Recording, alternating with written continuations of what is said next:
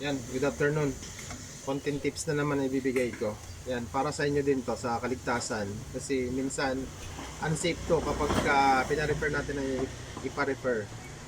Magbibigay ako ng konting tips para sa lahat. Guys, ang problema nito, kahit isaksak mo, wala siyang display. Nawala yung indicator niya dito. Kapag ka ganun, isa lang ang nagiging sira nun. Nasisira yung pinakang fuse niya sa loob, yung thermal fuse sa loob. Ngayon, kapag nasira siya, ibig sabihin may problema, may nagpasira sa kanya. Ito yun, papakita ko sa inyo kung bakit nasisira ang thermal fuse. Yan. Yung platform nito guys, yung platform nito, hindi na siya flat. Parang kalsadang bako-bako. Yan o, ang laki na nung deform dito. Sobrang deform niya na. Bako-bako na siya. Hindi na maganda. Tsaka lubyok na yun, pinakang gilid. Hindi na maganda yung platform niya. Tapos maumbok dito sa side na to. Yung init, hindi nagta-transfer agad dito sa puwet. Hindi siya nagta-transfer agad yung init.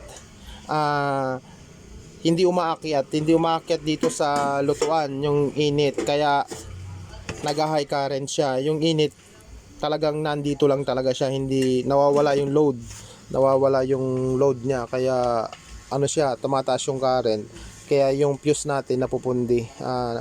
Naaabot niya yung ampere ng fuse.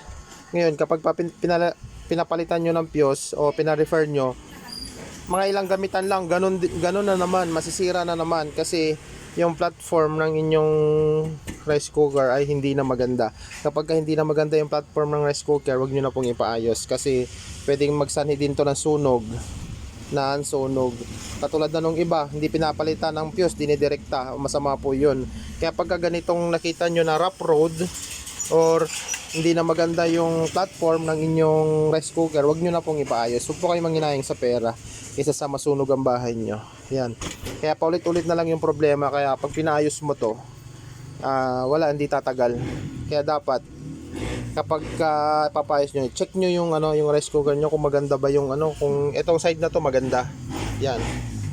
Kung maganda pa ba yung pinakang platform o nagta-transfer pa ng maganda dito sa kanyang kaldero. Yun, pwede nyo ipaayos kung maganda yung platform ng base. Yan. Konting tips lang po yun. Ito hindi pa gaanong hindi pa gaanong lubak-lubak to, pero unsafe na to. Gawa ng itong kabilang payas dito, pag ganito, laglag na. Bali ang tumatama na lang sa plato, doon sa kaldero, bali dito na lang sa side, kaunti na lang. Bali nakahang na yan, hang na. Sobrang init niyan, kaya nag-high current yan. Paulit-ulit lang yung problema. Kaya kapag ganon, huwag na nating ipapayos. Yan. Dami nating gawa ngayon, tambak. Kulang, kapos tayo sa oras. Date pa lang ngayon. Ay, pasoy pa natin. Date pa lang ngayon, September 29, linggo. Yan, linggo yung date natin ngayon. Linggo. Hindi tayo naubusan ng gawa. Parami, lalo na ngayon, beer months. Ang pahinga lang natin, yung panaglilibang-libang tayo, naniniksay, namamaril ng isda. Kapag hindi tayo namamaril ng isda, yun. Lagi tayong may trabaho, yun yung ating libangan.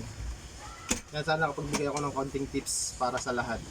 Yan, kapag hindi na maganda ang kondisyon ng platform ng inyong ng base ng inyong rice cooker, huwag nyo nang ipaayos kapag hindi na maganda. Kasi paulit-ulit na lang yung problema. Pero kung maganda pa at nasira, pwede nyo ipaayos. Kung maganda pa yung platform niya, pwede pang i-correct yun, tatagal pa yun. Magsa-cycle pa siya ng maganda. Pero kapag rough road na o parang kalsadang bako-bako, huwag nyo na pong ipaayos. Unsafe yun. Sasayang lang kayo ng pera. Pero ito, paliwanag ko rin sa may-ari bago ko ayusin. Thank you guys. Ingat po lahat.